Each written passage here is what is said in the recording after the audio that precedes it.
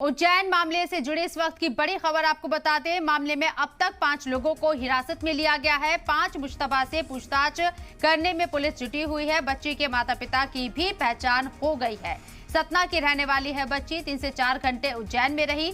SP Sachin Sharma ने ये तमाम अहम जानकारियां दी है। इससे पहले बताया जा रहा था कि बच्ची हो सकता है जिस तरह की वो बोली बोल रही है वो यूपी के प्रयागराज से हो और यूपी के प्रयागराज में भी उसके अहले खाना को तलाश करने की कोशिश यूपी पुलिस के जरिए कांटेक्ट करके की जा रही थी। लेकिन इस बीच अभी उज्जैन पुलिस ने ये बड़ा इंकशाफ किया है। इस मामले में जो बड़ा अपडेट दिया है उसके मुताबिक अब तक 5 लोगों को हिरासत में लिया गया है। 5 मुश्तबा से पूछताछ करने में पुलिस जुटी हुई है। वहीं बच्चे के वालिदैन की भी पहचान हुई है। सतना की ही रहने वाली है, मध्य प्रदेश की ही रहने वाली है बच्ची।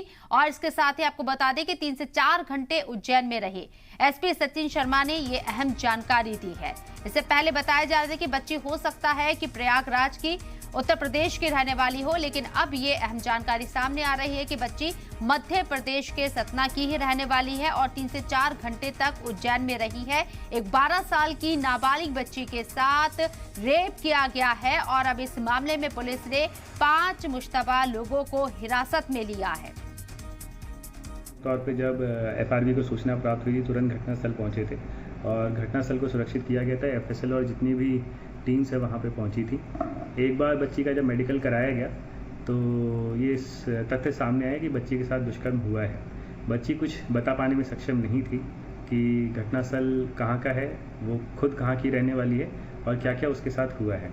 इसके लिए एक अलग से काउंसलर हम लोगों ने किया जिसने काफ़ी सहज तरीके से बात करके काफ़ी चीज़ें निकाली। इसके बाद क्योंकि बच्ची के इन्फेक्शंस वगैरह थे और कुछ चोटें वगैरह थी तो इंदौर रेफ़र किया गया। इंदौर में स्पेशलाइज्ड जो पैनल ऑफ डॉक्टर्स है उन्होंने ट्रीटमेंट किया, सर्जरी की, सर्जरी सक्सेसफुल रही। सर्जरी के दौरान जो खासकर ब्लड रिक्वायरमेंट्स थी वो वहाँ पे जो पुलिस कर्मचारी थे, वॉलंटियर्स थे, उन्होंने दिया। अभी तक की जो इन्वेस्टिगेशन निकल के आई है प्राइमरीली यही है कि वो सतना में उसकी 1 दिन पहले की गुमशुदगी थी। उसके बाद वो 25 तारीख को यहाँ पे दिखी हैं।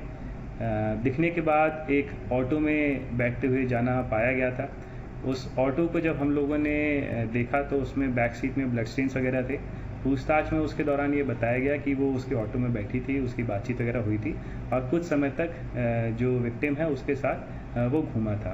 पर हमने 100% इसमें रिलाई ना करते हुए बाकी के भी जो टेक्निकल साक्ष्य थे 2-2.5 घंटा या 4 घंटा जो वो सतना से आने का उज्जैन में जो रही वहाँ पे वो किस किस से मिली, क्या क्या उसकी बातचीत हुई, सबको हम लोगों ने बैक ट्रैक किया और अब तक लगभग 5 लोगों से पूछताछ जारी है और सभी इसमें जो साक्ष्य हैं या जो परिस्थितिजन्य साक्ष्य हैं उन सबको एकत्रित करके ही हम निष्कर्ष तक पहुँच पाएंगे।